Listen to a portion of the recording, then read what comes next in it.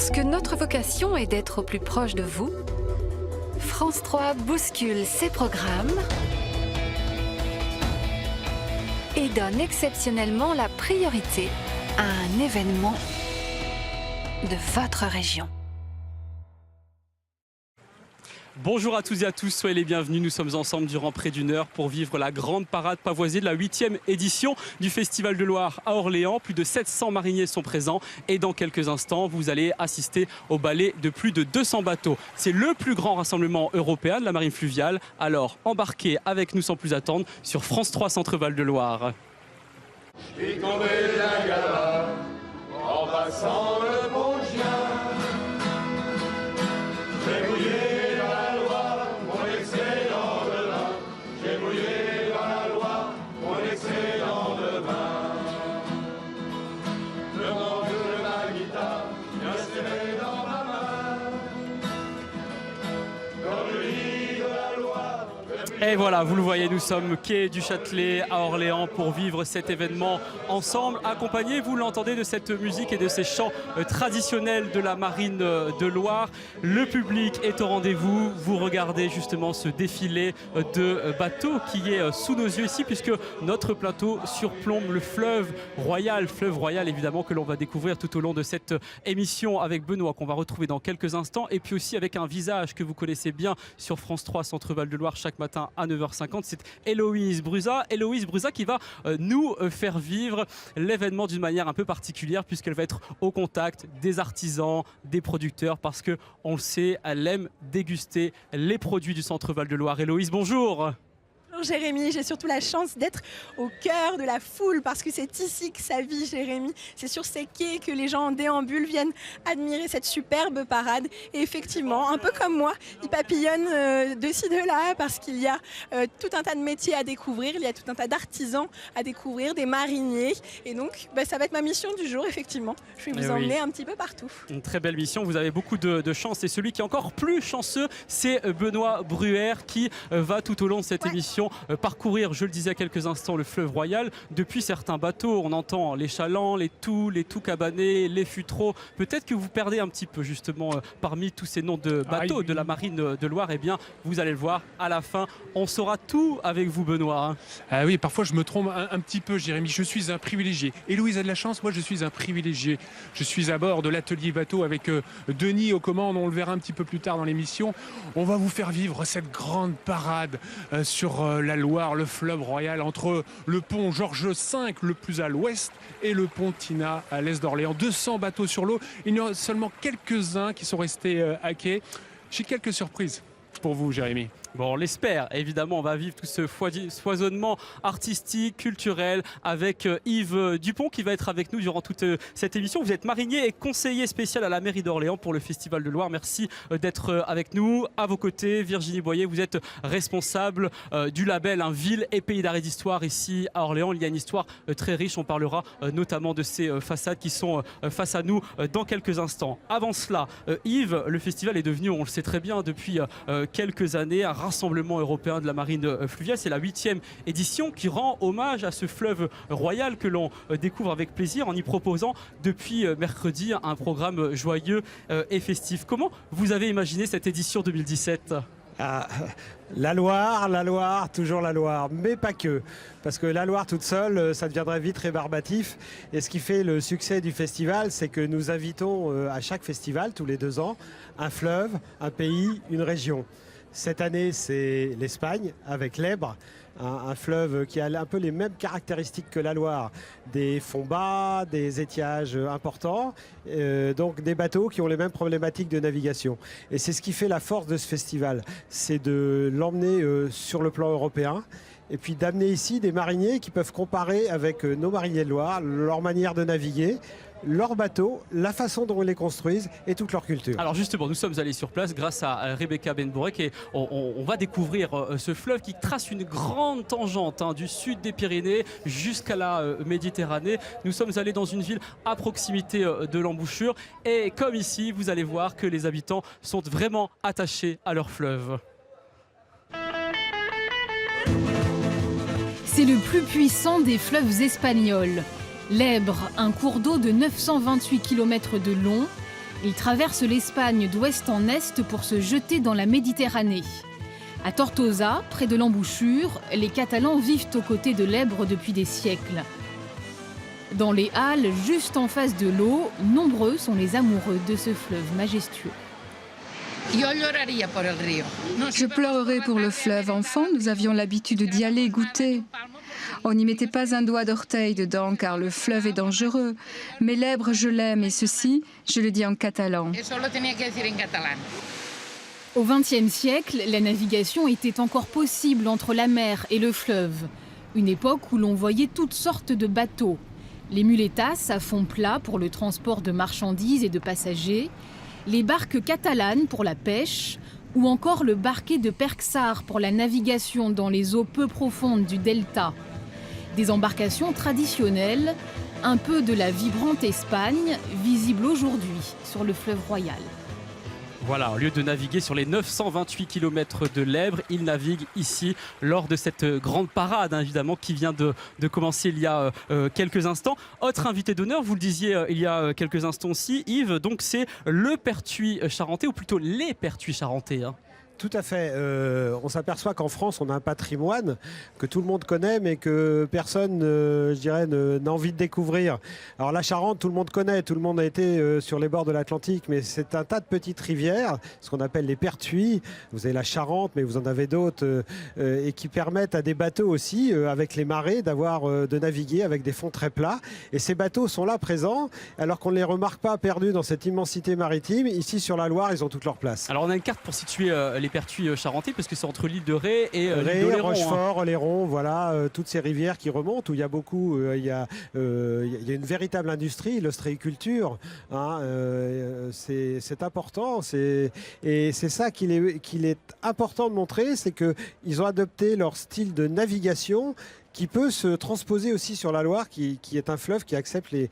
Ici, il faut dire que la Loire, là actuellement, nous avons au plus bas niveau 50 cm d'eau, et tous les bateaux naviguent. C'est pour vous montrer que les bateaux que l'on a fait venir ont exactement les mêmes capacités de navigation que tous ces bateaux que l'on fait venir d'ailleurs. Donc des bateaux à fond plat qui peuvent passer dans des fonds très peu profonds. Comme sur l'Èbre, on l'a vu il y a quelques instants dans le delta de l'Èbre. Le delta de l'Èbre est ensablé et ne permet pas la communication entre la mer et le fleuve, et seulement des bateaux à fond très plat peuvent naviguer. Et d'ailleurs, on va rejoindre Héloïse qui est à présent devant justement une délégation qui vient d'Espagne, de Catalogne. Vous êtes dans cette ambiance fluviale qui est quand même assez exotique, Héloïse, il faut le dire. Oui, ça va, on n'a pas non plus l'impression d'être à l'autre bout du monde, rassurez-vous. Ça reste de la marine, ça reste des mariniers ici, même s'ils sont catalans. Il y a Rodolfo qui m'attend, regardez-les juste ici. Bonjour Rodolfo. Bonjour. Bonjour. Tout va bien, tout se passe bien? Tout se passerait bien. Ouais. Alors vous êtes un fils de l'Èbre, du delta de l'Èbre, vous êtes né là-bas. Là-bas, ouais. C'est quoi votre histoire à vous avec le delta de l'Èbre? Vous y avez toujours été? Ouais, on a tout été là. Je suis né là-bas, j'ai 71 ans, et puis je suis né là-bas. Exception que j'ai passé 28 mois en France, mais j'avais 15 ans. C'est pour ça que vous parlez si bien français. Oui. Vous avez construit là depuis mardi après-midi cette petite cabane qui est derrière nous. Alors c'est une cabane, c'est typique? C'est une cabane typique du delta de l'Èbre. Et si vous voulez voir ça, c'est une cabane laquelle c'était faite pour dormir. Mais pour dormir, en fait, parce que c'est une construction un petit peu provisoire, on a l'impression. Non, c'est une construction stable, laquelle il peut durer, si vous ne me direz pas, mais tu peux avoir la même cabane 30, 40 ans, 50 ans. Et alors, qu'est-ce qu'on y fait, pourquoi on construisait ces cabanes? Alors là, vous l'avez construit tel que ça se faisait à l'époque, avec du roseau, etc. Ces cabanes, on les construisait avec de la paille, mélanger la paille avec de l'argile. On faisait un canis. Si vous voulez voir l'intérieur, il y a un canis dans lequel c'était couvert des deux côtés. Et des deux côtés, il y a le côté intérieur. On en mettait moins, et le côté extérieur, on en mettait un peu plus pour que ce soit bien thermique. Pour faire ça, en même temps, on peignait ça à la chaux blanche, avec 3 couches de chaux blanche. Et on faisait ça, en fait, on venait construire ça quand on venait pour la saison du riz, c'est ça? Parce que, en fait, dans le delta de l'Èbre, on fait du riz, c'est ça? Ça, c'était pour la campagne du riz qu'on faisait ça. Ça veut dire quoi la campagne du riz? C'est de quand à quand la campagne du La riz? campagne du riz, encore à l'époque, parce que maintenant c'est tout mécanisé. À l'époque, elle commençait dans le mois de mars, 15 mars, du début de mars, puis elle finissait fin octobre, première quinzaine de novembre. Et toutes les familles venaient. Les familles étaient là-dedans. Donc il y avait une cabane pour dormir, petite comme celle-ci, plus ou moins, puis une des plus grandes pour garder tout dedans. Alors, pour faire un peu de stockage, quoi. Je vous laisse aller faire visiter. Il y a du monde qui frappe à votre porte, justement, Rodolfo. Merci beaucoup. Oui, on a terminé. Oui, c'était parfait. Merci beaucoup. Vous voyez, Rodolfo, il est prêt à venir vous donner tout un tas d'explications sur son delta à lui, Jérémy. Merci Héloïse, on le voit évidemment, tout le monde s'implique fortement ici durant ce festival. Yves, quel travail vous avez effectué justement avec tous les participants pour essayer d'être au plus proche finalement d'une ambiance du 19e siècle telle qu'on aurait pu la connaître à l'époque? Ce festival, s'il est réussi, c'est parce que c'est beaucoup de travail en fait. Pour moi, il arrive à maturité, mais c'est le fruit de compulsion de 7 ans de festivals successifs. On a tenu compte de toutes les expériences qu'on avait vécues auparavant. Oui, c'est une biennale, effectivement. Voilà, c'est tous les 2 ans. Donc c'est la 7e édition. 8e, ça fait 16 ans.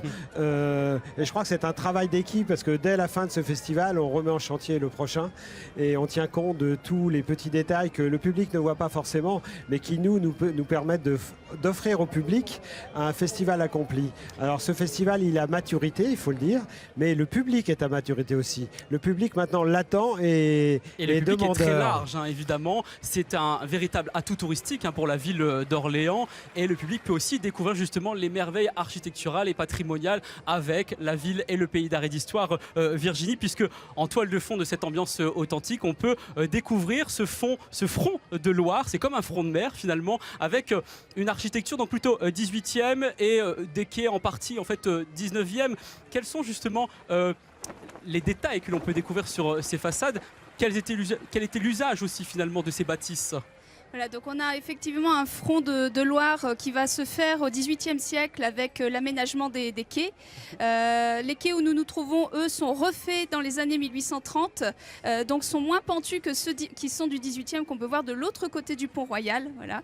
Alors pour le front de bâtiments XVIIIe, qui sont en fait des maisons de négociants que l'on peut apercevoir. Ces maisons en fait sont des maisons d'apparat d'une certaine façon, puisqu'on a des grandes fenêtres et une ordonnance classique qui se faisait à l'époque avec des lucarnes à œil de bœuf par exemple, rondes, et des toitures en ardoise.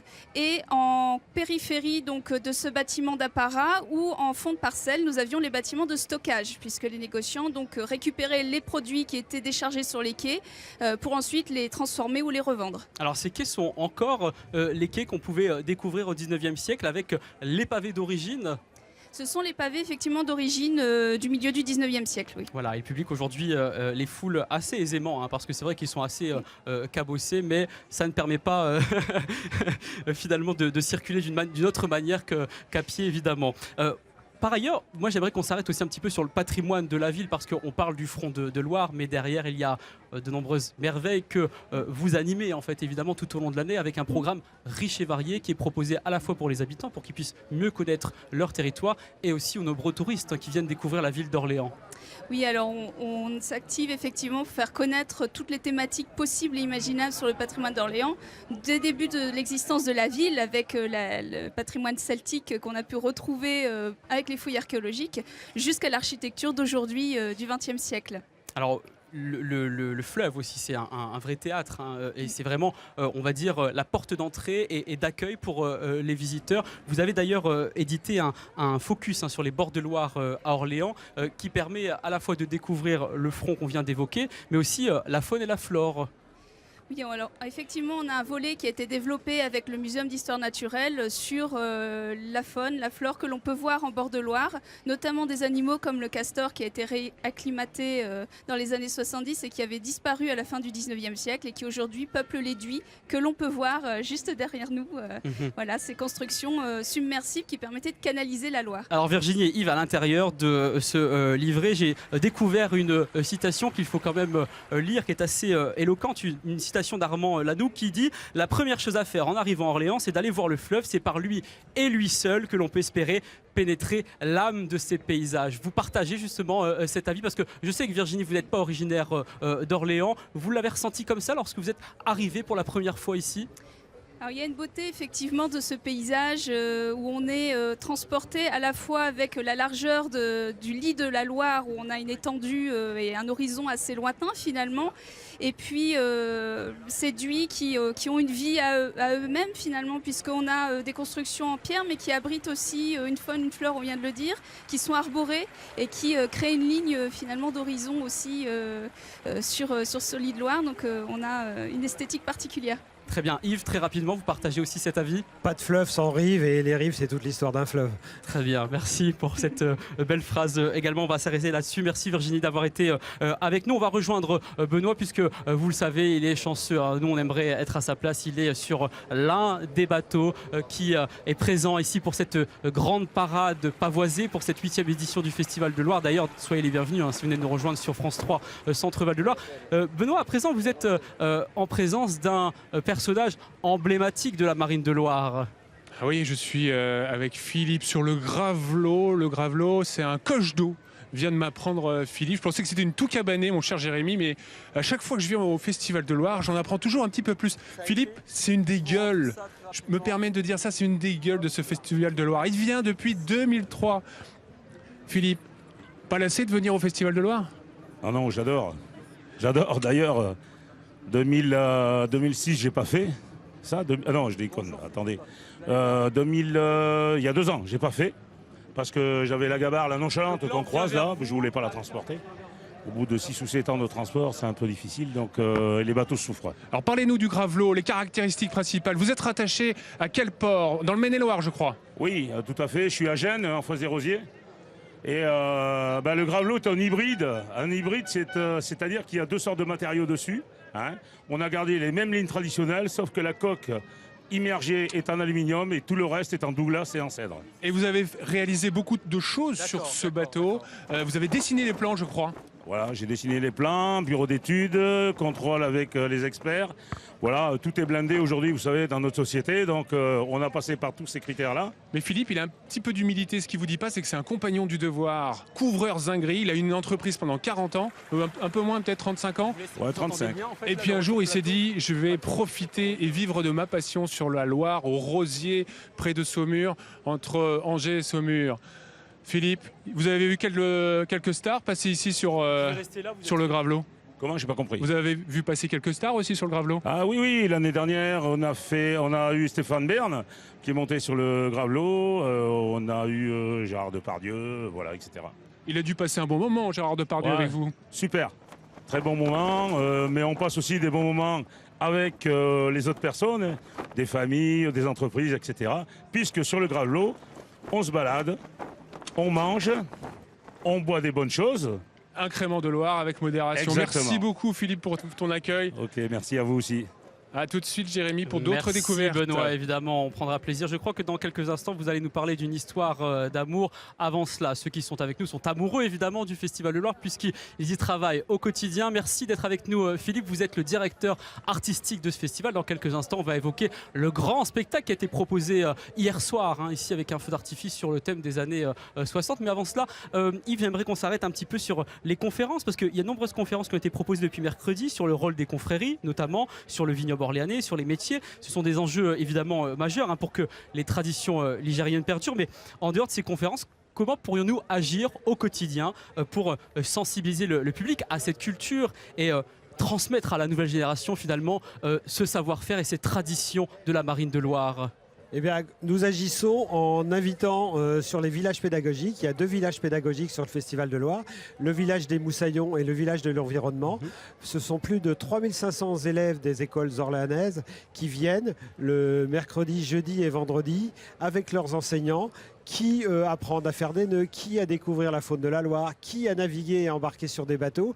Et c'est en inculquant déjà à ces jeunes cet amour de la Loire, et puis à travers des ateliers pédagogiques, Dessine-moi la Loire, Fais-moi une Loire propre, qui transmettent à leurs parents. Les enfants transmettent beaucoup de choses à leurs parents et c'est ça la future génération qui aimera et fera aimer la Loire. Alors est-ce que tout au long de l'année, en dehors de ce festival de Loire, il y a des sorties pédagogiques qui sont proposées, notamment dans les écoles orléanaises? Oui, bien sûr, les écoles orléanaises proposent aux enseignants des ateliers qu'ils peuvent adopter chacun à leur façon par rapport à leur programme pédagogique. Et la Loire est bien sûr un endroit majeur pour eux, puisqu'elle traverse elle fait partie intégrante de leur vie. Pratiquement leurs parents, il y a peu de gens qui ne traversent pas la Loire, qui pour aller au travail, qui pour aller... on est une liaison entre la Sologne, pays de forêt où les arbres étaient transportés par les bateaux sur la Loire, et la Beauce qui servait à transporter les grains, de même qu'une transversale où on remontait depuis Nantes les vins avec les bois qui arrivaient depuis la Nièvre par flottaison. C'était vraiment un nœud de navigation et je pense que ce nœud de navigation, il faut le retransmettre à nos jeunes générations. Alors Yves, Philippe nous parlait justement de développement durable il y a quelques instants. La ville d'Orléans fait beaucoup d'efforts dans ce sens et c'est le cas aussi pour ce festival. Oui, bien sûr, ça participe du métier maintenant. C'était vraiment intégré, que ce soit les gobelets pour justement éviter tout ce qui est plastique dans les rues, que ce soit le nettoyage des quais. On voit bien que le site est propre vraiment et qu'il y a une civilité tant de nos métiers mais aussi des habitants, que ce soit les artifices. Vous pouvez passer tout à l'heure voir le site qui a vraiment envoyé hier beaucoup de choses dans le ciel et tout est propre, tout est recyclé, tout est ramassé. On en parlera dans quelques instants, on reviendra sur ce spectacle effectivement. Philippe, moi j'aimerais qu'on s'arrête un petit peu sur la partie artistique aussi, parce qu'on parle de tradition, mais le Festival de Loire s'inscrit dans la modernité. On le voit là, ici, en arrière-plan, sur l'un des duits. On a quelques silhouettes qui sont en train de s'affairer. Ces silhouettes s'appellent d'ailleurs les rêveurs d'or. Oui, absolument. Dans ce rendez-vous très populaire, très beau aussi, sur un site remarquable, avec cette passion qui habite et les mariniers et cette vie qu'il y a là, la poésie aussi a toute sa place. Et c'est bien vraiment qu'on puisse poser là, sur cette petite île qui est vraiment partante, ces personnages qui apportent leur touche à eux, de poésie et de présence, oui. Mais qu'est-ce qu'ils font en fait ces personnages? Parce qu'on voit quand même un arbre qui est différent des autres, qui se démarque dans le paysage. Il redonne vie à cet arbre qui est mort et qui est couvert d'or et qui prend une autre dimension avec cette présence de l'or sur son tronc. Alors, d'autres installations contemporaines complètent le tout, notamment l'aquanef. Alors, on la voit, elle est assez impressionnante, elle est sur notre gauche, en fait, ici sur le quai du Châtelet à Orléans. C'est développement durable parce que je crois qu'elle est faite à partir de matériaux recyclés. Ah bah complètement. Quand on voit l'objet avant qu'il soit peint, il est de toutes les couleurs. On y trouve de tout vraiment, des passoires, des assiettes, des bouteilles de toutes sortes. Et c'est vrai que c'est peut-être 5 ou 10 000 objets recyclés là.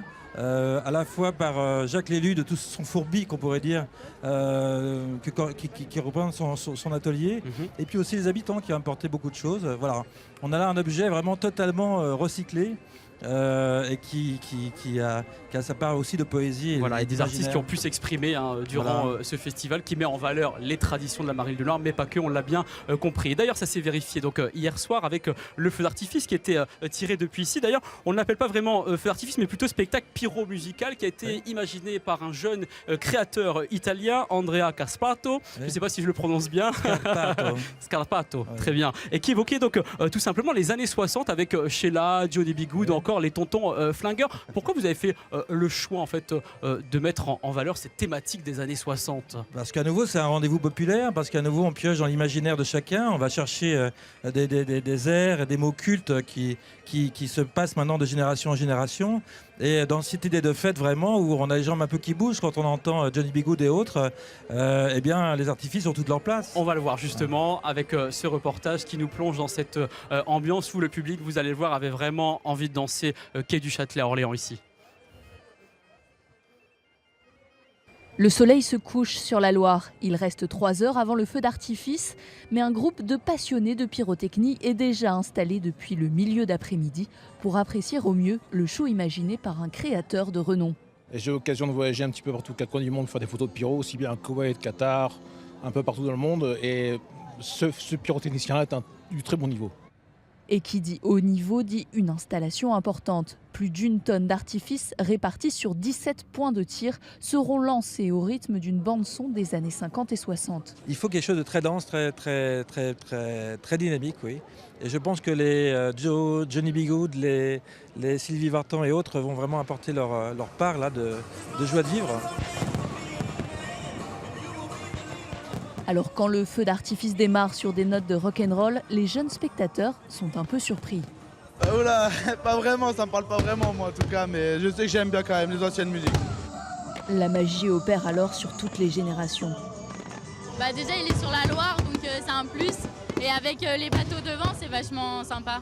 C'est mieux que d'habitude. Orléans fait fort. C'est magnifique, c'est très beau. Les mariniers, eux, savourent le spectacle avant de rentrer dans la danse. Juste avant la finale, c'est pour faire péter les feux de Bengale.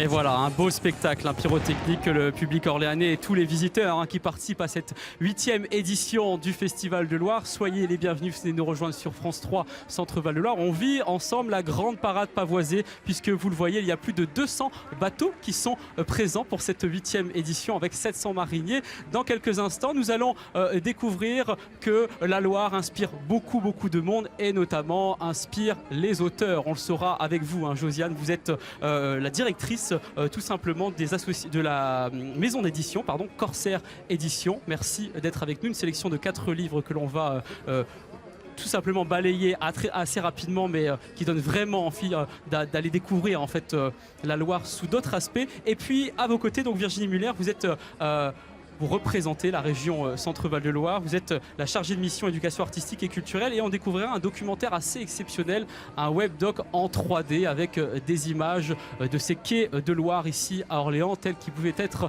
au 19e siècle. Mais avant, on va rejoindre Héloïse justement qui est en train de découvrir la construction d'un bateau qui a commencé depuis évidemment plusieurs mois, mais qui se poursuit en fait depuis mercredi ici à Orléans devant les yeux d'un public qui est conquis, Héloïse. Oui, un public qui a surtout énormément de questions. C'est pour ça que ça bosse un petit peu, mais ça bavarde beaucoup ici. Regardez, je vais monter, je vais aller rejoindre Michel. Il va nous parler justement de ce beau bateau qui est en train d'être construit. Alors, je crois qu'il ne sera pas mis à l'eau avant l'année 2018. Michel, vous me confirmez bien ça? Bonjour. Il ne sera pas à l'eau avant l'été 2018? Oui, c'est ça. On a une grande fête à Châtellerault, un petit peu dans le genre d'ici, là. Et le baptême officiel se fera pour cette fête, donc fin août 2018. Ouais. Alors là, on a quoi? On a une toux cabanée en devenir, c'est ça? Oui, il n'y a pas de cabane encore, mais ça va venir. Donc là, on est sur une toux cabanée qui est de petite dimension, puisqu'elle fait 9 mètres sur 2 mètres 50. Moi, ça me paraît énorme, 9 mètres sur 2 mètres, mais bon. Et alors, qu'est-ce qu'on est en train de faire là? Je vois que ça s'active un petit peu. Ce matin, on a posé le dernier bordé bâbord. Alors, c'est quoi le bordé bâbord, c'est ça? Le bordé, c'est la dernière planche là, qu'on voit ici. Et donc là, on avait fait dépasser les membrures là, pour être sûr que ça soit assez long. Et maintenant, on va les araser là. C'est ce qu'est en train de faire Jean-Louis là. Alors on travaille à la main tout le temps avec des scies, des petits marteaux comme ça en bois là Oui, des petits maillets, bah oui, on travaille avec des ciseaux. Là on a fait un peu de sculpture là. Ici c'est pour venir amarrer le bateau quand on arrive sur la berge. Donc on tourne nos cordages là-dessus. Et c'est ce qui permet d'amarrer le bateau de façon très robuste. Alors bois pur, c'est quoi comme bois ici? Alors là on est en pin Douglas. Du pin Douglas parce que c'est une essence qui est assez répandue maintenant dans les forêts françaises et qui est un bois très résistant aux intempéries. Et puis la carcasse est en chêne bien connu pour sa robustesse et sa longévité. Alors la plupart des bateaux traditionnels de Loire, ils sont noirs foncés. Souvent on dit c'est pas très joli, mais en tout cas c'est typique. Vous allez le peindre en noir à la fin? Oh, c'est pas de la peinture, c'est des goudrons, des goudrons de pin. Des goudrons de pin et puis il y a la patine du temps qui fait que ça grisaille, ça noircit. Et puis on remet une petite couche de goudron de pin là-dessus. Et c'est reparti pour 15 ans. C'est bateau noir. Je vois pas bien un bateau de Loire peint en rouge, ça me paraîtrait un petit peu bizarre. Un peu absurde. Est-ce que c'est agréable quand même de travailler comme ça devant tout ce public? Vous êtes dérangé souvent? Vous voyez Rémi là-bas qui est en train de discuter et tout avec les passants là. Du coup, ça avance pas bien vite? Bah non, ça avance pas vite, mais on n'est pas là, on n'est pas au rendement non plus, donc voilà. Merci. Merci à vous. C'était un bonheur d'être avec vous, Michel. Merci beaucoup, Jérémy. Je vous rends la parole. Je vais aller embêter d'autres personnes. Alors, vous faites de la construction de bateaux et nous, on va faire un petit peu de lecture avec Josiane. Tout à l'heure, j'ai dit directrice parce que je voyais déjà directrice, mais en fait, vous êtes la responsable de communication à Corsair Édition ici à Orléans, avec une sélection de 4 ouvrages que le public, évidemment, peut découvrir et feuilleter sur votre stand ici pour le Festival de Loire. Alors, le premier ouvrage que vous avez sélectionné, c'est Antigna ou la Passion des Humbles, un peintre natif d'Orléans du 19e siècle. C'est une totale découverte pour celles et ceux qui ont pu feuilleter en fait cet ouvrage. Eh bien, Antigna est un peintre orléanais, effectivement, et nous fêtons le 200e anniversaire de sa naissance. C'est ce qui explique la sortie de ce livre, qui est en fait une réédition d'un livre que Christian Jamet avait publié il y a quelques années. Christian Jamet est le spécialiste d'Antigna. Antigna est un peintre qui fut connu en son temps. Beaucoup d'œuvres d'Antigna sont présentées dans de nombreux musées, mais en fait, il est assez peu connu du public orléanais. Est-ce que l'on a des œuvres de ce peintre au musée des Beaux-Arts d'Orléans, par exemple? Il y en a quelques-unes et il va y avoir au musée des Beaux-Arts d'Orléans, à partir de juin 2018, une grande rétrospective de l'œuvre d'Alexandre Antigna. Antigna, la passion des humbles, parce qu'il a surtout peint le petit peuple qui a souffert de la révolution industrielle, puisque c'était l'époque d'Antigna. Et ses tableaux les plus célèbres, l'éclair, l'incendie, figurent dans ce livre qui regorge de reproductions et de peintures assez méconnues du grand public. Voilà, il est insuffisamment connu du grand public, mais grâce à cet ouvrage et grâce aux prochains événements que vous venez d'annoncer, on pourra en savoir un peu plus. Un autre ouvrage, alors plutôt cette fois-ci un polar, un roman policier historique qui offre un tableau vivant de la ville d'Orléans au XVIIIe siècle. C'est celui-ci, vous le tenez entre les mains, de Pascal Grand, de sucre et de sang. De sucre et de sang, parce que tout le monde ne le sait pas à Orléans, mais Orléans a compté au moins 30 raffineries de sucre. On le disait tout à l'heure avec Françoise de Persson. Hein, oui. Et voilà, avant la Révolution. Et donc ce roman se situe avant la Révolution, dans le quartier Recouvrance, et l'enquêteur est un chirurgien juré. À l'époque, on ne parlait pas de médecin légiste, c'était un chirurgien juré qui a dû enquêter pour retrouver des meurtriers, et ça nous emmène tout au long de la Loire. Ça nous fait découvrir également toute l'effervescence du port d'Orléans, puisqu'on décrit les pêcheurs, on décrit les bateliers, on décrit tous les métiers le long de la Loire à Orléans. Voilà, et puisqu'on parle d'effervescence, on va passer à un ouvrage assez ludique qui évoque les jeux de la Loire. D'ailleurs, dans cet ouvrage figure l'un des jeux que l'on a pu découvrir hier ici au Festival de Loire. Ce sont les joutes nautiques. Et oui, dans ce livre qui vient de sortir, qui a été écrit par un de nos écrivains les plus connus, Jean-Pierre Simon, on présente 3 jeux. 3 jeux qui étaient joués le long de la Loire, pas forcément par les mariniers, mais aussi par tout ce petit peuple qui grouillait dans les ports. Le jeu de l'Alouette, qui est un jeu de cartes. Oui. La boule de fort. Alors la boule de fort, on a quelques images d'ailleurs. Voilà. Mais ce livre, on peut le feuilleter si vous voulez. On peut regarder quelques images. Il est largement illustré de reproductions. Et on a quelques photos en noir et blanc. La boule de fort, qui est une boule en bois cerclée de métal, est encore pratiquée du côté d'Angers. Et les joutes nautiques, donc, qui sont pratiquées notamment sur la Dordogne aussi. Ah oui, mais ici aussi, sur ce fleuve royal, effectivement. Comment on joue en fait finalement sur ce fleuve avec ces joutes nautiques? Et oui, mais comment ça se passe?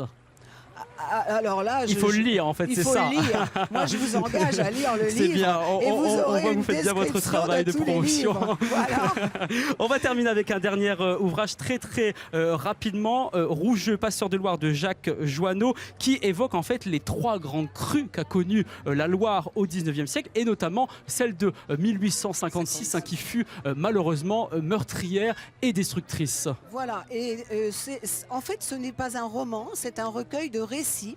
Et tous ces récits mettent en scène encore ce petit peuple de Loire à l'époque des grandes crues, notamment la crue de 1856 qui fut très meurtrière. À l'époque, il y avait peu de ponts sur la Loire, donc on met en scène dans la plupart de ces récits Rougeux, un passeur de Loire qui faisait traverser la Loire sur son bateau à des marchandises, à des animaux, mais on a vu hier des chevaux monter sur les bateaux. Il y en a là, justement, durant la parade, on a pu le découvrir tout à l'heure. Et puis qui faisait traverser au public la Loire sur son bateau. Voilà, et celui qui est sur son bateau depuis le début de cette émission, merci en tout cas Josiane, c'est Benoît, vous le savez, qui à présent va vivre une véritable histoire d'amour, il semblerait. Ah oui, une très belle histoire d'amour, mon cher Jérémy. Je suis avec Patrick à proximité du bachot et sa compagne, Dounia, va faire replonger le carlet. Patrick, vous êtes une figure aussi, mais dans un autre registre bien plus discret, mais autrement efficace que Philippe Dester qu'on a rencontré tout à l'heure. Vous êtes basé où ? Alors on est basé sur l'estuaire de la Loire, en aval de Nantes, entre Nantes, à mi-chemin à peu près, entre Nantes et Paimboeuf, sur la commune de Saint-Jean-de-Boiseau. Et vous pêchez en particulier dans l'estuaire? Oui, on pêche dans l'estuaire de la Loire, on pêche traditionnellement comme le faisaient les gens autrefois. C'est-à-dire au 17-18e siècle, plutôt 18e? Oui, 17e, 18e siècle, les gens pêchaient, ils ont toujours pêché dans la Loire parce qu'elle était très poissonneuse, encore plus que maintenant, elle était aussi plus grande. Et les gens vivaient vraiment en autarcie avec le fleuve, aussi bien pour se déplacer, pour y travailler et pour pêcher.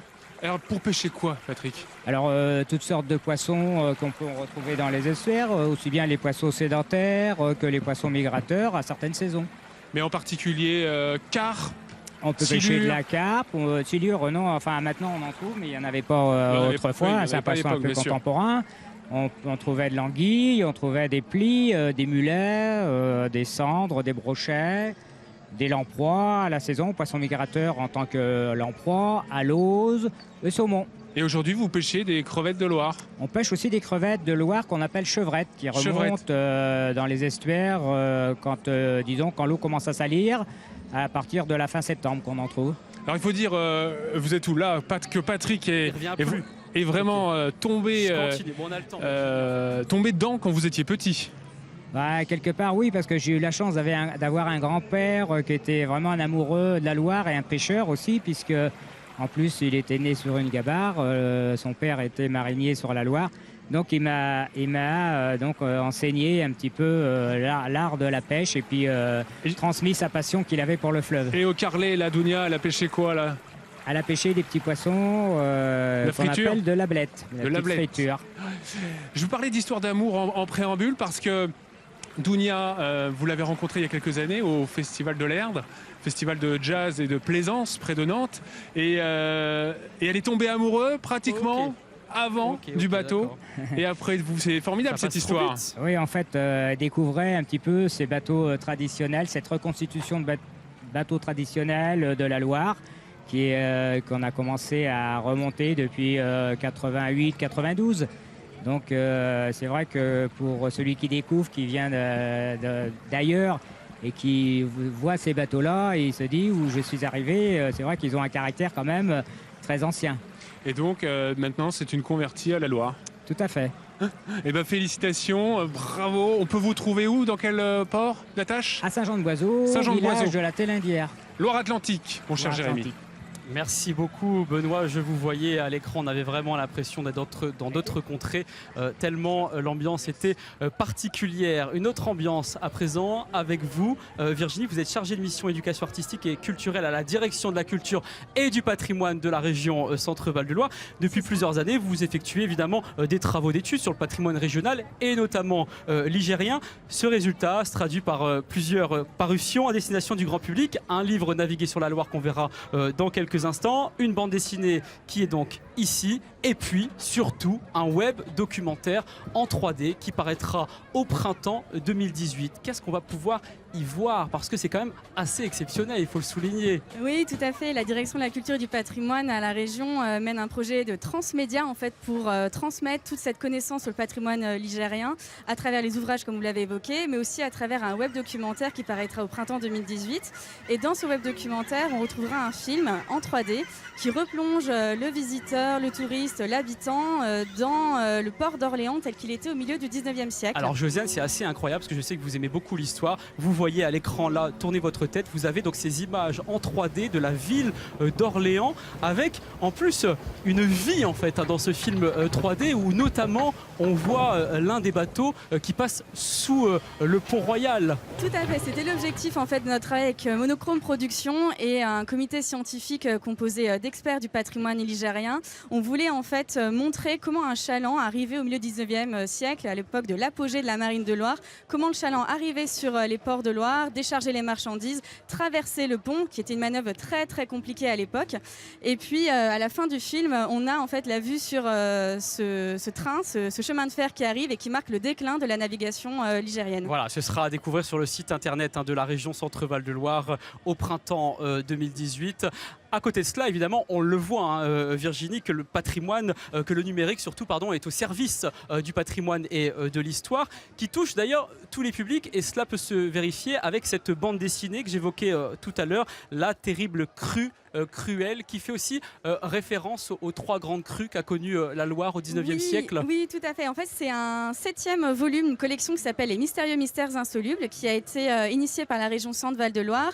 L'ouvrage est publié aux ateliers du Poisson Soluble et à la demande de la mission Val de Loire, on a créé cet ouvrage pour permettre aux jeunes, aux 8-12 ans, de comprendre pourquoi la Loire est inscrite au patrimoine mondial par l'UNESCO.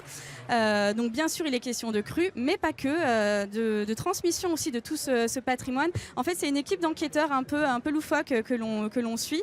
Et grâce à eux, on découvre les différents aspects de ce patrimoine ligérien. Voilà, pour toucher donc le jeune public avec de très jolies illustrations hautes en couleurs et qui nous plonge en plus. Alors on le voit quand même parce qu'il y a à la fois en fait des illustrations et aussi des photos récentes et aussi des illustrations, soit des gravures ou des tableaux. Donc vous essayez quand même d'éduquer en fait ce public aux beaux-arts entre autres. C'est exactement l'objectif. On a l'histoire qui se déroule dans les 3/4 de la bande dessinée et en bas on a une bande documentaire avec des photographies professionnelles et des reproductions d'œuvres ou de cartes postales ou documents anciens qu'on trouve dans les centres d'archives de la région. Et pour explorer aussi cette histoire ligérienne, il y a une très belle exposition qui sillonne la région Centre-Val de Loire et qui est d'ailleurs présente pour ce festival de Loire où on peut découvrir des noms de ports assez étonnant, Port Boulet, Port Charbonnier, Port Poisson. Ça évoquait tout simplement les métiers en fait et puis aussi finalement les marchandises qui étaient présentes dans ces ports. Oui, tout à fait. C'est ce que nous montre en fait l'étude du patrimoine ligérien, c'est que toutes ces marques en fait du patrimoine sont encore présentes aujourd'hui dans la toponymie. Et cette exposition qui est réalisée aussi par la mission Val de Loire circule dans la région. Elle peut être empruntée gratuitement et elle était visible effectivement pendant le Festival de Loire dans les jardins Hélène Cadou. Ouais, voilà, jusqu'à ce soir, mais on va la voir dans d'autres endroits évidemment tout au long de l'année 2018. On va terminer avec une étude un peu particulière issue de la reconstruction finalement parce que on se rend compte lorsqu'on arrive à Orléans, à Tours ou à Blois, on n'a pas obligatoirement toujours un patrimoine historique très ancien puisque malheureusement ces villes ont été bombardées fortement durant la Seconde Guerre mondiale.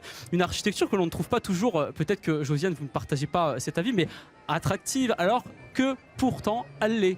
Tout à fait, c'est un regain en fait que l'on retrouve dans les études patrimoniales aujourd'hui. Ces villes du Val-de-Loire, elles ont été bombardées pendant la Seconde Guerre mondiale. Elles Alors ont on voit été une photo de Tours, justement, détruites.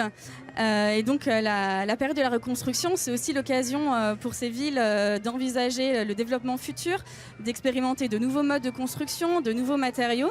Et c'est une étude d'inventaire qui est actuellement en cours au sein de la direction de la culture et du patrimoine. Donc les villes de Blois et Tours ont été étudiées. Alors on va s'arrêter sur Blois parce que là à l'écran on voit ces travaux d'études avec des recherches documentaires assez importantes et puis des plans aussi qui nous plonge, on va dire, dans cette imagination que les architectes ont eue à l'époque, juste après la guerre, parce qu'il fallait quand même se dire qu'on n'oublie pas le passé, il fallait garder en fait cette trace dans le plan urbain. Tout à fait, c'est bien ce qu'a fait Charles Nicot en 1942 lorsque le plan de reconstruction et d'aménagement a été validé.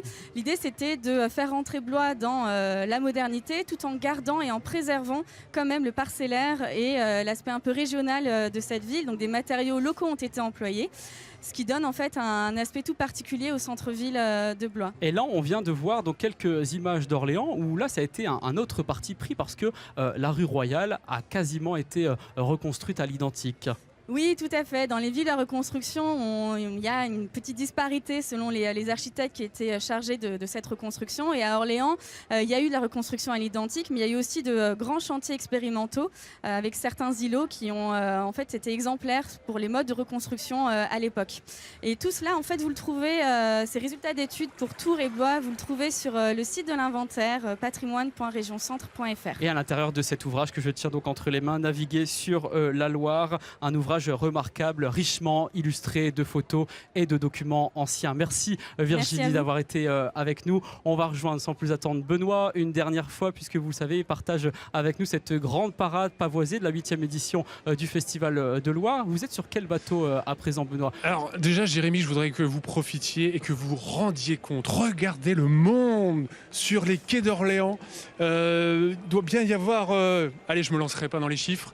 Il y avait énormément de personnes hier soir pour assister au spectacle pyrotechnique.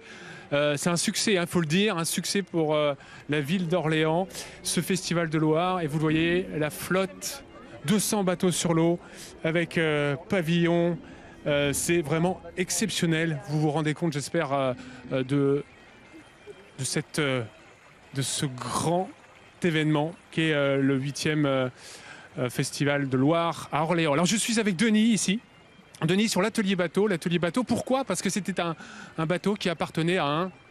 Qui appartenait à un passionné de peinture et qui était sur la Seine à Vernon et qui donc l'avait surnommé le bateau atelier par rapport à Claude Monet. Voilà. Par rapport à Claude Monet, il était du côté de Vernoux dans l'Eure. Voilà, c'est ça, à côté de Giverny. Alors Denis, aujourd'hui c'est une tout cabanée sur laquelle on peut vivre à l'année pratiquement. Alors l'idée c'est de faire d'abord des balades passagers entre Mains, Baule et Beaugency. Et on a aussi profité du fait que c'était une petite cabane qui était un peu mignonne et que du coup ça pouvait faire de l'hébergement insolite, qui est très tendance en ce moment et ça a marché très très bien. Alors Gilles va essayer de nous montrer le lit. Les gens sont friands en ce moment d'un petit hébergement insolite avec un lit, pouvoir passer la nuit. Alors c'est à Mains-sur-Loire. Ce type de bateau circulait au XVIIIe siècle, Denis. Oui, c'était des bateaux de toute façon qui servaient surtout pour la pêche. C'est des petits bateaux de pêcheurs. Ça permet de stocker tout le matériel, les filets, les aiguilles, les nasses. Et c'était un bateau très pratique pour pouvoir aller sur les lieux de pêche. Et vous en profitez aujourd'hui avec Claire? Avec Claire, la présidente de Cœur de Loire. Donc on a vraiment un grand projet. On a été vraiment aidé par le département, la région et la commune de Mains-sur-Loire qui nous a accueillis et nous a lancé dans notre projet de façon super, quoi. Cœur de Loire, c'est l'avenir de la batellerie en région Centre-Val de Loire. Merci beaucoup Jérémy. Merci Benoît d'avoir été avec nous dans cette émission spéciale. Merci de nous rejoindre aussi sur France 3 Centre-Val de Loire puisque vous le voyez, nous vivons ensemble la grande parade pavoisée de la 8e édition du Festival de Loire. Nous a rejoint depuis tout à l'heure évidemment Yves, un conseiller spécial pour la mairie d'Orléans. Et puis Alexandre Bouteau, vous êtes membre du club Rotary Orléans Reflet de Loire. Et vous le voyez, en fait, je m'amuse un petit peu avec ce petit canard puisque ce matin, c'était la Duck Race, une nouvelle édition pour cette manifestation qui est un peu particulière puisqu'à partir de 11h ce matin, vous avez lâché 30 000 canards sur la Loire. On dira évidemment qu'ils ont été repêchés dans quelques instants. Effectivement, intégralement, ce matin, à partir de 11h, on a lâché les 30 000 canards sur la Petite Loire. Et on les a tous récupérés. C'était un moment assez extraordinaire parce qu'il y avait 15 000 canards rouges comme celui-ci, 15 000 canards jaunes. Pourquoi rouge et jaune? Tout simplement parce que cette année, le pays qui était invité, c'était l'Espagne. Et donc, on a voulu faire un petit clin d'œil. On a les couleurs du drapeau espagnol. Et avec en même temps la ville d'Orléans, si vous voyez ce que je veux dire. Oui. Donc voilà, on trouvait que le symbole était sympathique. Voilà, alors 30 000 personnes ont participé au total. Comment s'est déroulé ce concours? Parce qu'on peut dire que c'est un concours en quelque sorte. Oui, au final, ça reste une loterie. Sauf qu'on voulait, nous, dans notre club, on souhaitait donner un aspect vraiment ludique et un aspect festif à cet événement. Et les ventes, elles se sont déroulées de différentes manières, soit sur Internet directement, soit auprès d'entreprises, ou alors également sur le Festival de Loire, puisqu'on avait un stand sur lequel on a vendu les 6000 derniers canards depuis mercredi. Mais comment s'est déroulé en fait cet événement ce matin à partir de 11h? Moi je suis assez curieux, dites-moi un petit peu à quel moment vous lancez le top départ et comment sont lâchés en fait tous ces canards en plastique dans la Loire? Alors cette année on avait voulu faire quelque chose d'assez exceptionnel, effectivement, d'assez visuel, et donc on avait une énorme grue qui était située en face, oui, avec un grand bras télescopique de 20 mètres et qui avait dans des grands big bags les 30 000 canards qui étaient enfermés. Et à un moment du top départ, à 11h, on a tiré sur une cordelette et les 30 000 canards sont tombés dans la Loire pour suivre le courant de la Loire. Et évidemment, puisque ce festival est développement durable, vous avez récupéré un à un tous ces canards juste après le pont Georges V. Très rapidement, Yves, c'est l'un des temps forts aussi maintenant de ce festival de Loire, la de Creys. C'est l'un des temps forts de la rive gauche. C'est vrai que la condition sine qua non, c'était de récupérer tous les canards après la de Creys. Mais c'est aussi faire profiter les associations caritatives, puisque les bénéfices de cette opération seront reversés presque intégralement à des associations caritatives. C'est de faire profiter de la force de frappe médiatique du Festival de Loire des gens défavorisés. Voilà, le bilan est positif, on l'a bien compris pour cette édition 2017, Alexandre. Extrêmement positif, puisqu'il y a 2 ans, nous avons remis 35 000 € de bénéfices. On espère, alors voilà, moi le trésorier m'a dit tu donnes pas de chiffres. Alors je vais dire, on espère une chose, c'est faire le double d'il y a 2 ans. Très bien, on verra ça un peu plus tard, évidemment, on aura l'occasion d'en reparler dans nos prochaines éditions. Il est temps de rejoindre Héloïse, puisqu'on va terminer cette émission en musique. Héloïse, on l'a commencé comme cela et il est important de terminer avec des chants et de la musique de Marine de Loire. Et oui, c'est obligatoire, Jérémy. C'est pour ça qu'il y a Jean-Yves et tout son groupe là, tous à bord. Vous nous présentez un petit peu les membres de votre équipe? Oui, bonjour. Donc au violon, Viviane, qui est la professionnelle du groupe. Au chant, Mireille, avec sa voix merveilleuse. Jeannot à la batterie et ses plaisanteries pas drôles. Si, il est très très drôle.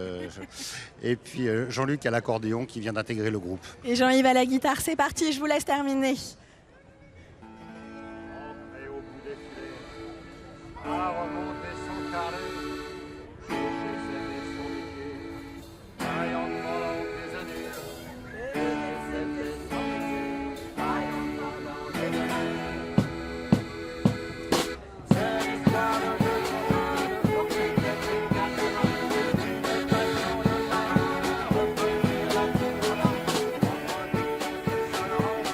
Et voilà, ainsi s'achève cette émission spéciale sur France 3 Centre Val de Loire où nous avons vécu ensemble cette 8e édition du Festival de Loire. Merci de votre fidélité et un grand merci évidemment à toutes les équipes techniques qui ont travaillé de près ou de loin, l'équipe régionale de France 3 Centre Val de Loire, également l'équipe nationale et la filière France Télévisions.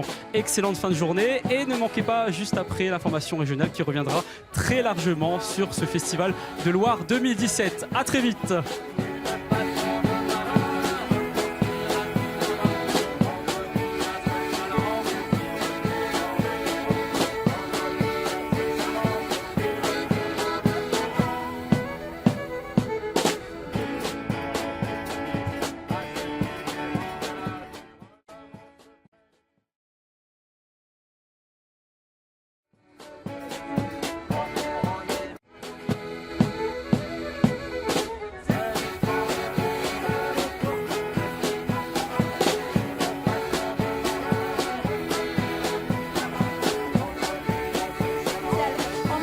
On démarre ce dernier quart d'heure ensemble avec la Tous à bord, groupe de mariniers blésois qui nous jouent quelques petits morceaux. Ils se sont produits pendant le festival sur différentes scènes du festival et là ils jouent rien que pour nous. J'espère que vous en profitez. Jérémy, je vous laisse enchaîner. Merci beaucoup Héloïse, merci de nous rejoindre aussi en direct sur le Facebook Live de France 3 Centre Val-de-Loire. Vous le voyez, la fête se poursuit jusqu'à ce soir ici, quai du Châtelet à Orléans, avec cette grande parade qui continue. On voit défiler les bateaux et nous allons découvrir encore de très belles merveilles avec nos invités qui nous ont rejoints ici sur ce plateau qui surplombe ce fleuve royal. Merci d'être avec nous tous les deux, Philippe et Florent. Philippe, vous êtes marinier, vous faites partie de l'association des Compagnons Chalandiers et vous êtes également vacataire au musée de la Marine de Loire. Et à vos côtés, donc, on a Florent Godelaine qui est membre de projet collectif en recherche épaves et naufrages, parce qu'il y a des épaves justement dans la Loire. On verra ça dans quelques instants. Avant cela, Philippe, j'aimerais qu'on s'arrête un petit peu sur le chaland, puisque vous faites partie de cette association de Compagnons Chalandiers. C'est l'une des plus grosses embarcations de la Marine de Loire. À quoi servait-elle? À quoi servait le chaland? Alors le chaland, c'était le bateau de base de la Marine de Loire ou de ce qu'on peut considérer comme les transporteurs de l'époque. Donc pour transporter des marchandises, c'était le gros bateau qu'on avait sur la Loire, voilà, pour ce transport d'une ville à l'autre des marchandises jusqu'au 18e, 19e siècle même. Et quelles sont les caractéristiques de ce bateau? Ces caractéristiques, elles sont adaptées à la Loire justement parce que c'est un fleuve qui est très difficile à naviguer. Donc il fallait adapter un bateau à fond plat, mettre une grosse voile sur ce bateau pour pouvoir venir justement de l'ouest remonter contre le courant. Et puis il y a ce mât qui tient la voile mais qui doit être rabattable également pour passer sous les ponts. Par exemple, voilà, sous les ponts ici Georges V à Orléans. Voilà, on a sur la Loire des bateaux qu'on n'avait pas sur d'autres fleuves parce qu'ils sont adaptés aux conditions de navigation ici sur la Loire. Mais pourquoi vous vous êtes intéressé au chaland et pas à d'autres bateaux en fait? Parce qu'on a le Futreau, on a la Toule, la Toucabanais, etc. On s'intéresse à tous les bateaux. Hein. Au musée de la Marine de Loire, mais vous personnellement, on évoque tout ça. Et moi, avec les Compagnons Chalandiers, c'est l'association d'Orléans. Hein. Donc les chalandiers, en fait, bon, ça concerne donc ce transport de marchandises, mais qui pouvait se faire sur d'autres types de bateaux également. Alors justement, on voit quelques images là du musée de la Marine de Loire où on assiste à la construction d'un Futreau actuellement. Hein. Voilà, on a une exposition temporaire actuellement. Nos expositions temporaires nous permettent d'approfondir une question, d'actualiser aussi les connaissances sur la Marine de Loire. Et l'exposition temporaire sur les faiseurs de bateaux, comme on disait à l'époque, permet de comprendre l'évolution des bateaux. Ici aujourd'hui, des faiseurs de bateaux qui viennent de très loin, qui ne sont pas seulement de la région, mais des faiseurs de bateaux qui viennent de l'Audomarois, c'est dans le Pas-de-Calais, à Saint-Omer. Il y a un marais là-bas avec des bateaux qui servaient notamment à transporter le chou-fleur. Donc ces métiers en fait étaient présents là où était l'eau aussi. De constructeurs de bateaux, effectivement, voilà, il y en avait tout au long du fleuve.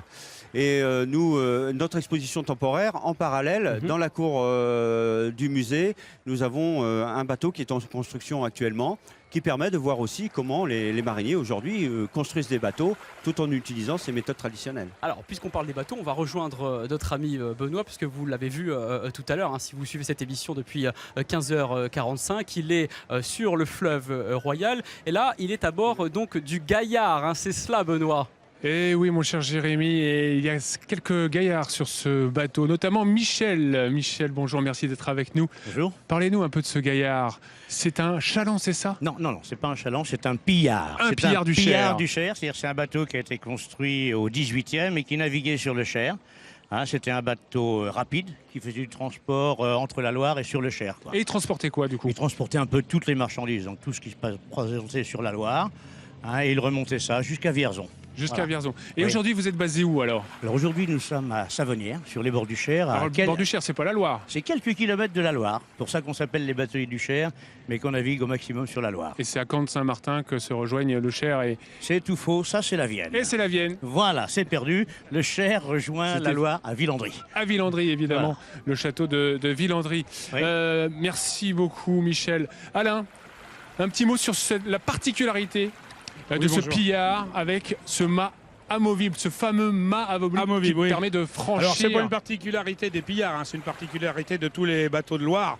On a des mâts amovibles, celui-ci fait 12 mètres, donc pour supporter une voile de 70 mètres carrés. Lorsqu'on arrive auprès d'un pont, il faut pouvoir baisser le mât. Donc tous les bateaux de Loire ont des mâts amovibles. Celui-ci se baisse vers l'avant, il y en a d'autres qui se baissent vers l'arrière, mais tous les bateaux ont des mâts amovibles. Quels sont les ponts délicats à franchir sur la Loire ? Alors nous, en ce qui nous concerne, on navigue beaucoup sur le bas, sur la Loire du Bas. On a des ponts délicats à Port-Boulet, on a des ponts délicats au Pont de Cé, mais tous les ponts sont délicats de toute façon. Merci beaucoup. On va rentrer dans ce pillard, un pillard du Cher. Merci beaucoup Alain. On va rencontrer Gérard parce que ce pillard du Cher, il a été construit, fabriqué à partir d'une gravure. Et cette gravure, eh bien, elle est ici. Venez avec moi. Allez, viens Gilles, c'est pas forcément facile, viens, rentre. Bonjour Gérard. Bonjour. Alors, vous vous êtes inspiré pour la fabrication, la construction de ce pillard du Cher, de cette gravure. Expliquez-nous. De cette gravure, alors on voit le château de Chenonceau sur le Cher, et au premier plan, on voit 2 pillards. En aval du château. Ils sont en amont. Ils sont en amont. Ils sont en amont derrière, donc voilà. aval derrière. En amont du château. Donc, à partir de la gravure, on a pris des proportions. On connaissait un peu aussi, mais les proportions et la forme du bateau surtout.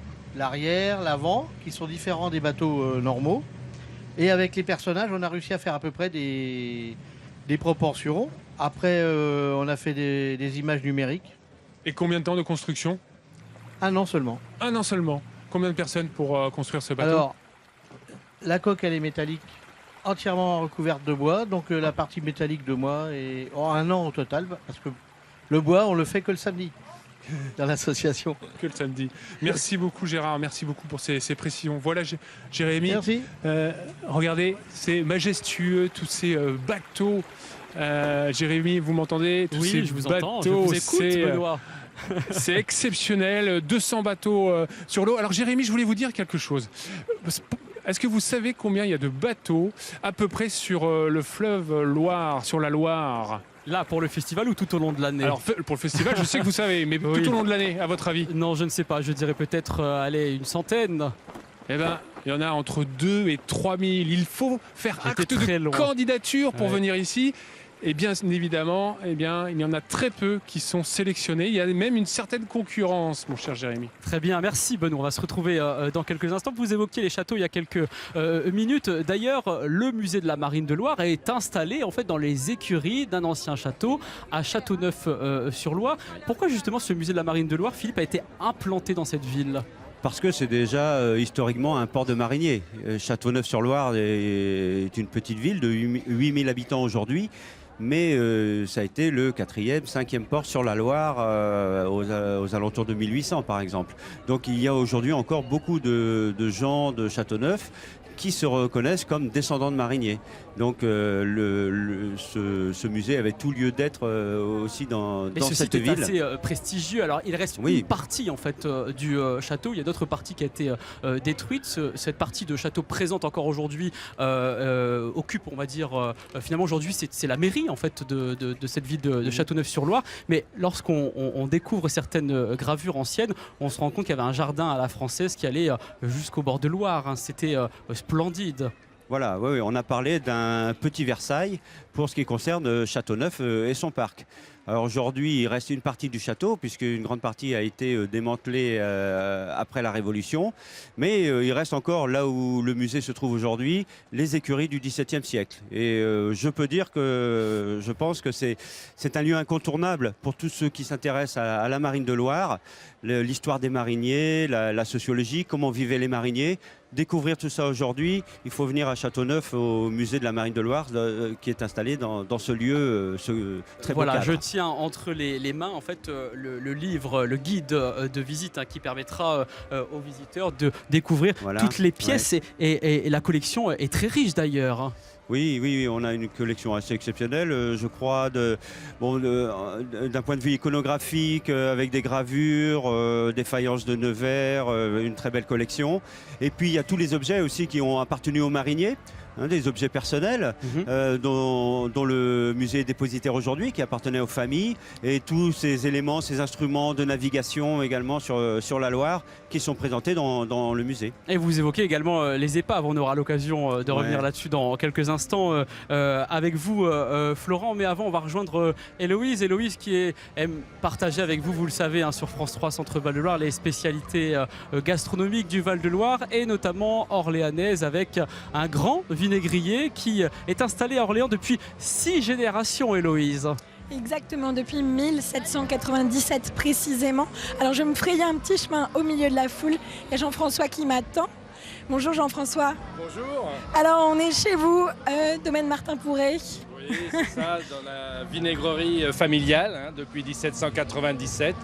Et là on est présent sur ce beau festival. Alors vous me disiez c'est le lieu parfait parce qu'il y a la Loire devant vous. Il y a là où on a déchargé en fait ce vinaigre en fait. Oui, c'est ça tout à fait. On fait un saut dans le passé, à l'époque où la Loire était navigable. Donc ces bateaux qui déchargeaient les vins provenant de la vallée de la Loire étaient déchargés à Orléans et les vins qui avaient piqué en cours de route étaient transformés en vinaigre par les artisans locaux. D'accord. Et donc c'est comme ça qu'on a créé la maison Martin Pourret à l'époque ? Voilà, tout à fait. Et on a perpétué cette tradition vinaigrière et donc ce respect de la tradition avec, comme vous le voyez derrière, ces tonneaux. C'est dans ces tonneaux qu'on va transformer naturellement notre vin en vinaigre. Et ce procédé de fabrication a donné le nom de la ville d'Orléans. Donc c'est le procédé d'Orléans qui fait cette transformation du vin en vinaigre. Alors aujourd'hui, vous ne faites pas que des vinaigres, il y a aussi de la moutarde, des cornichons. Pourquoi c'est pareil, ça a un lien aussi ? En fait, le vinaigre est un ingrédient important dans tous ces aromates et ces condiments. Et donc c'est naturellement que aussi on a développé cette moutarde d'Orléans. Donc c'est une moutarde qui est fabriquée avec le vinaigre d'Orléans, du sel de Guérande et depuis cette année avec des graines du Val-de-Loire. Donc on est vraiment dans le terroir du Val-de-Loire et on est très fiers de pouvoir proposer cette nouvelle moutarde. Vous, c'est quelque chose de particulier d'être présent ici. Quand les gens viennent vous voir, vous leur dites, voyez, la Loire, c'est là qu'on est né, quoi. Ah, puis c'est exceptionnel, voilà, parce que c'est le tout en un. On ne s'imagine pas ces bateaux, on parle de la loi navigable au Moyen-Âge, mais c'est complètement abstrait. Et là, on voit vraiment qu'il y avait une vraie activité fluviale avec un vrai commerce. Et puis ces quais sur lesquels étaient déchargés les tonneaux. Et puis on voit tout de suite le suivi de cette fabrication du vinaigre d'Orléans. C'est très très concret, effectivement. Tout le monde déambule sur ces quais, sur ces pierres justement abîmées par le passage des tonneaux. Merci beaucoup de nous avoir accueillis ici sur votre stand. Je vais vous laisser vous occuper un petit peu de tous ces gens qui défilent devant vous. Avec plaisir. Jérémy, je vous dis à tout de suite. Et oui, à tout de suite Héloïse, vous allez me rejoindre sur ce plateau, vous le voyez, qui surplombe le fleuve Royal où l'on vit ensemble cette dernière journée de la 8e édition du Festival de Loire à Orléans. Après les spécialités gastronomiques, on va aller un peu plus en profondeur, c'est le cas de le dire, avec vous Florent Godelaine. Vous êtes membre de projet collectif en recherche pour épaves et naufrages, puisqu'il y a 2 ans vous avez fait une découverte quand même incroyable, il faut le souligner. Repose au fond de l'eau à Langeais l'épave d'un chaland du XVIIIe siècle. Que s'est-il passé à l'époque ? Il y avait vraiment ici du courant pour que les bateaux en fait puissent s'échouer ou couler carrément ? Alors il est vrai qu'au niveau donc, des épaves, on peut avoir des problèmes de vent, des problèmes de crue, les glaces également, les pieux, les bâtons de quartier, les pierres, tout ça ce sont des causes de naufrage finalement. Dans le cas de celui de Langeais, il s'agit du vent, un vent assez puissant a priori, qui a fait que le bateau s'est engravé sur des pieux, un bâti de pieux comme ça a été dit. Et donc l'épave est datée donc, du 5 mars 1795, ce qui va correspondre au calendrier révolutionnaire républicain du 15 Ventose en 3. Alors on a quelques photos de cette épave, puisqu'il y a des fouilles archéologiques qui ont été menées dans la foulée, juste après cette découverte. Dans quel état est-elle cette épave ? Alors l'épave, elle a été signalée en 2014 et ça a permis de générer une fouille programmée autorisée de façon à pouvoir faire la fouille. Et c'est pourquoi donc le PCR, que vous avez nommé donc tout à l'heure, a pu intervenir, qui va regrouper donc des géographes, des historiens, bien sûr des archéologues. Et du coup, l'épave était à peu près bien constituée finalement. Et au jour où je vous parle, finalement, elle est plus démembrée qu'elle n'a été. Est-ce que vous avez fait de belles découvertes ? Est-ce qu'il y a des pièces importantes que vous avez pu renflouer ? Alors, il s'agit de quelque chose d'assez exceptionnel comme épave. Parce qu'habituellement, on trouve des épaves de tuffeau et d'ardoise. Là, on a des boulets de canon. Donc, c'est assez exceptionnel. Et le fait le plus rare, quasiment, c'est qu'on a pu retrouver le procès-verbal de naufrage. Donc c'est-à-dire qu'on peut faire le lien vraiment entre l'épave et ce qui s'est passé à l'époque. C'est assez rare. En général, on n'a peut-être pas le document en fait. En principe, soit on trouve l'épave, soit on trouve le document, mais faire le lien entre les deux, c'est très difficile. Donc là, on a pu établir le lien entre les deux. Et si les boulets de canon sont restés au fond de l'eau, c'est parce qu'ils sont lourds et les pilleurs ne sont pas passés par là, parce que c'était difficile à renflouer. Alors, habituellement, l'idée, c'est que lors d'un naufrage, les mariniers récupèrent la marchandise. Là, ils ont pu en récupérer une partie, mais comme le bateau a coulé vraiment à fond, quasiment rien. Donc les boulets sont restés au fond, avec les caissons d'artillerie finalement. Tout ça à destination des arsenaux du Ponant, Brest et Rochefort. Est-ce qu'il n'y a pas eu de blessés, de morts en fait? Est-ce que ça, on le sait dans le procès verbal par exemple? Est-ce qu'il y a eu des blessés ou des morts? Non, là ça n'a pas été signalé. On sait par contre que les boulets, le transport militaire est à destination, comme je vous disais, donc des arsenaux ponantais et de Carrier qui est à Nantes, qui est, on va dire, le républicain qui, on va dire, sanguinaire, puisqu'il finalement, dans le cas donc de bateaux, il fait des noyades finalement. Est-ce qu'on peut mesurer le nombre d'épaves qui sont présentes dans le fleuve? Très difficile parce qu'en fait on en retrouve finalement lorsque la Loire est basse à l'été. Certaines sont signalées de longue date, d'autres réapparaissent quelque part, ou d'autres sont signalées finalement plus récemment. On en a une autre qui a été signalée du côté de Gênes, il y a à peu près un mois de ça, de tuffeau essentiellement, elle date a priori du deuxième moitié du 19e siècle. Donc on a des épaves qui sont signalées assez régulièrement. Pour ça, en fait, il faut que les riverains, les personnes qui vont y trouver, les déclarent en mairie, en service public, ou gendarmerie, ou SRA finalement. Alors on a des images aussi d'une autre épave, ça va sûrement vous parler évidemment, c'est à Saint-Satur dans le Cher. Une épave, il semblerait, alors c'est juste à côté de Sancerre, une épave qui est vieille de 500 ans. Oui, a priori 14e, 15e siècle, plutôt 15e siècle, effectivement, transportant les ardoises de mémoire. Ça vous le partagez justement, Philippe, au musée de la Marine de Loire, cette page de l'histoire qu'on a peut-être tendance à oublier parce que lorsqu'on voit le fleuve comme ça, on ne peut pas s'imaginer en fait ce qu'a vécu ce fleuve royal avec ces nombreux bateaux qui parfois en fait étaient en danger. Oui, c'est le problème quand on parle de l'histoire de la Loire, on pense aux châteaux, aux cathédrales peut-être, les monuments qu'on voit. Peu quand même à toutes ces choses qui ont existé aussi, et c'est ça qu'on veut faire connaître, c'est cette vie des mariniers, ces choses qui sont arrivées, et donc nous on travaille aussi là-dessus pour recenser ce qui a pu s'arriver, ces événements. On a un centre de documentation au musée qui permet aussi de retrouver ces archives, voilà, pour attester de choses qu'on trouve aujourd'hui de visu. Donc tout ça, c'est notre travail aussi de faire remonter tout ça. De faire connaître et de partager avec le public. Et d'ailleurs, donc l'étude qui a été menée sur l'épave de Langeais va être rendue publique en 2018 avec notamment la construction d'une maquette en fait de cette épave. Alors, ce qui est sûr, c'est que dans 2 ans, on va dire, il y a un projet d'exposition. On parlait du musée de la Marine de Loire à Châteauneuf. On a des liens dans le cadre du PCR avec Châteauneuf puisque on travaille étroitement.